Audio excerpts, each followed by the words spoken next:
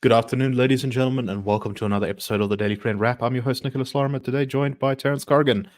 Right, so let's get into the news of today, and I'm just going to start off by saying that with things moving so quickly and with so much now kind of waiting for deadlines, it's going to be a little bit of a difficult episode to do this one because it's very likely going to be a little bit out of date by the time it airs at 5 o'clock. But we'll do our best when we're recording this at about 3:30 on Thursday afternoon. And that is to talk about the state of coalition governments. There's very little time left for South Africa to get together some coalition governments. Parliament is swearing in MPs tomorrow starting at 9 o'clock, and things still don't seem settled yet. The election of the president is going to take place after that, and it's going to be a bit of drama, I think, if a deal isn't in place between some of the players before then.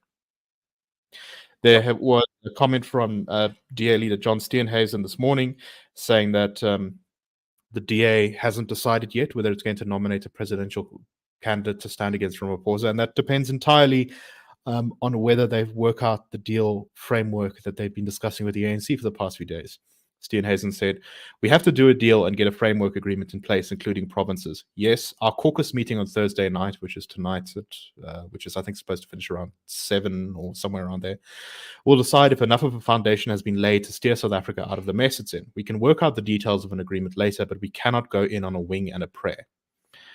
So things are still very much in the balance, but it does look like at this stage that an IFP, DA, and ANC coalition is the most likely outcome of the negotiations. Terence, what do you make of this? Well, the times they are changing. Look, I have always been a little skeptical about how workable such an arrangement would be, but that does seem to be the direction things are moving in. And when you say that this might be out of date by the time you watch it, you try filing for a Monday column, where you have whole 24-hour periods. My intuition tells me that the DA will probably go with some arrangement that allows President Ramaphosa to be re-elected on the principle that he's the devil you know. Whether they will actually vote or abstain, I think that's up in the air. But I suspect that that these are completely uncharted waters. I doubt very much that a deal will be in place. But let's say what you might have is a proto deal. My sense of it is that the DA would probably be better advised to work on the process of building trust. And that's why I would counsel keeping out of a cabinet, at least for the moment. But all the indications that we've had, and perhaps they've been misleading, are that the DA seems to be preparing to enter one. Interesting times we live in. Indeed. So yeah, it does look like there's something along those lines that may have been agreed, although the information is scarce. We've got little bits of snippets here and there that the media have reported, but by and large, there's little indication of what the final thing will look like. And as you say, the DA is only currently talking about what they call a framework agreement. So all of the details will only be put in place afterwards. But tomorrow we will see whether President Ramaphosa is indeed re-elected as president of South Africa. And I think while that is the most likely outcome, it's not the only outcome. We could get all sorts of other weird things. For example, the thing is, sorry, just to clarify, the presidential election in Parliament, I believe, is done by secret ballot by the MPs. And as a result, you could certainly have members of the ANC maybe defecting and voting for MK's candidates. Who knows? Who knows if MK will even be there to put up a candidate? They've given all sorts of confusing messages on that one, although it seems currently like they're still keen to stay away. They lost their court case, by the way, to get Parliament's sitting interdicted by the Constitutional Court, as expected. So, yeah, things are, as you say, very uncertain. But let's look at some of the provinces. Let's talk a little bit about the Northern Cape, a province that normally doesn't get much limelight, and that is too going to have a coalition government. But it's not a coalition I think a lot of people necessarily saw coming before the election. And that is that the ANC was one seat short of securing control over the Northern Cape. They got just under 50% of the vote there. And the Freedom Front Plus has decided that it's going to go into some sort of agreement with the ANC backing their control of the province and seeing the election of the Northern Cape's premier. The Freedom Front Plus's Northern Cape leader said they had put 4 demands on the table for the ANC in return for this, namely the establishment of an implementation agency to solicit public-private partnerships, that the Freedom Front Plus's MPL will take the position of chairperson of local government oversight, that they want there to be a recognition of the constitutional advancement that Orania has made in the quest for self-determination over the past 30 years. That's their term there. And they say that the recognition of the effect that Afrikaner pursued to develop the so-called Northwest Corridor as a home for their language and culture within the framework of the Constitution and Bill of Rights was legitimate as far as government was concerned. On that last point, they say they just want government to say it. They don't necessarily want any action. They just want a symbolic gesture. So, that seems pretty much in keeping with what the FF Plus's manifesto is, which so it's not terribly surprising. It's also not the first time the Freedom Front Plus has actually gone into government with the ANC. I think it was back in 2009 that they actually took up a position in cabinet as a deputy minister of agriculture in Zuma's first government. Am I remembering that correctly, Terence? Yes, Deputy Minister of Agriculture. I think actually there were a couple of more localized agreements in the 1990s. I think in Limpopo and possibly also in the Northern Cape. Look, I think that the Freedom Front Plus has been quite a remarkable story of adaptation, along I would say with the Solidarity movement, where what was essentially a defeated nationalism reconstituted itself, modernized, adapted, and has become a smallish, a niche player, but still nevertheless an important one. I do remember reading an interesting article in the Mail and Guardian around 1997 when Orania was starting to be established, and pointing out that they had actually managed to reach a kind of modus vivendi with the provincial government under Manu de Pico. Not sure what's happened to him. But the idea was that no one particularly wanted the space of real estate. They were, talking about becoming a major tomato exporter. The province would get the revenue, and they were keeping out of everyone's hair, so everyone was pretty much happy with that. And I think that's essentially what they've been able to do. Occasionally, there's some rumblings about it, but does anyone else really want this? But yes, and I think they've played their cards here very cleverly. On the one hand, they get a position where they feel they can make a political impact. They are not co-responsible for governance, and this is actually the sort of model that I would counsel the DA and the IFP to take. But the circumstances are a little different.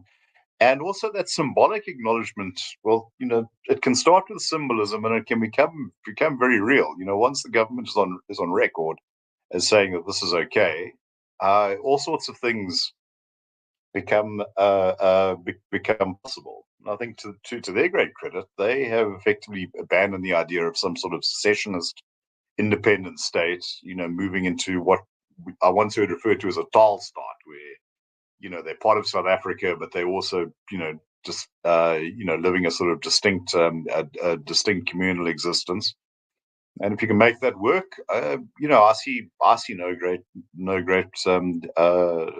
difficulty with it. I think that multicultural societies around the world are experimenting with models about how these things can be accomplished. And if the Freedom Front Plus is approaching this in the spirit of a common nationality and goodwill towards everyone else, why not? So let's talk about some of the other provinces. The Western Cape has re-elected Alan Winde as the DA premier there, so the DA remains firmly in there with much continuity. It looks like much the same is going to happen in many of the other ANC-controlled provinces, the Eastern Cape, Free State, Northwest, Limpopo. But KZN and Gauteng are still up in the air. Now, there's been relatively little reporting on Gauteng, but I suspect whatever happens there will follow the national developments. So maybe a DA-ANC coalition there too. I wonder how that's going to go down with Panyaza Lesufi. I can't imagine particularly well.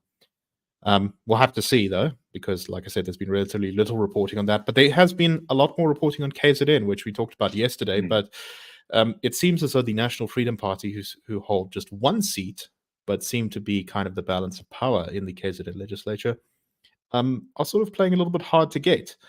So the IFP, DA, and ANC altogether agreed that they were going to nominate a member of the IFP, Mr. Ntuli, who was going to be the premier candidate for that province. And the NFP apparently showed up late to the meeting to discuss this and said, no, we reject him. And since then, they've apparently been seen meeting with MK, or at least people affiliated with MK. So it's very unclear at this stage what's going to happen in KZN tomorrow. I guess we're going to find out. Terence, what do you make of this? It's all a little bit nerve-wracking for those, I think, waiting to see what kind of government they get in KZN. Well, look, if I can just cycle back to Gauteng for a minute. I wonder how functional a government would be if there is some sort of shotgun marriage between the DA and the ANC, given the current premier's stated animus towards it, which seems to be far in excess of what his national colleagues seem to feel. So we await that. Is it possible that this might be the great exception, the one that does try and cut a deal with the EFF? These things are not impossible. Perhaps the DA doesn't want the responsibility of being saddled with an unworkable coalition with really hostile partners. On KZN, this is also what can happen in a fragmented system where you have a one-seat party, not even represented at the national level. But they the NFP has been very close to the ANC over the years, and I suspect that may well have had something to do with an affinity for the Zuma ANC, call it that, and this may well be where they feel that they can get richer pickings for themselves, and also where they may feel at home. Creates a problem, though, if you think about it, because in order to get that, let's say, non-MK coalition, you are going to need to bring together a range of parties with very different constituencies and I think very different interests. To add a one-seat party that could destabilize you at a moment's notice, that's a major risk. On the other hand, you were saying that it looks like if the NFP does go with MK, we have a 40-40 split. In other words, we don't have a majority; we just have two camps. We've never been in that situation before, and I'm just lost as to how it would be handled. Does the Speaker of Parliament, does the Speaker of the Legislature get a vote? Or I mean, well, presumably there isn't a speaker when you have a deadlock like that.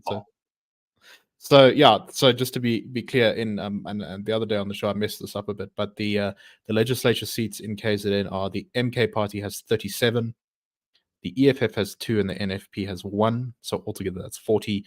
The IFP has 15, the ANC 14, the DA 11. So that's altogether 40 as well. So with the NFP, there's a 41-seat majority, so just a one-seat majority in KZN, and without the NFP, it's just a tie. So one shudders to think. What might happen if MK should go to the IFP and say, look, we'll give you everything, just go with us? Well, apparently they did make overtures about that yesterday. But so far, it seems like the IFP is not particularly interested, partly because I think they're involved on the national level with the ANC and DA. And they perhaps want to play for bigger stakes than just maybe control of KZN, especially where they would be the junior partner.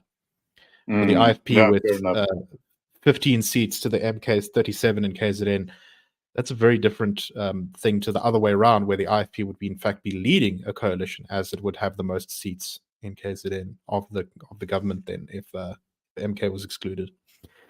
So very exciting. We will find out starting this evening and concluding by the end of tomorrow what exactly is going to happen in the country. We may delay tomorrow's show a little bit depending on how the votes in Parliament go. So we're normally on Fridays at 1:30, sorry. But that may be a little bit later depending on whether the vote for president has taken place or not at that time. Let me just say, whatever else may be said, South Africa's politics have become a lot more competitive. Indeed so. And the next municipal elections are going to be a wild, wild ride.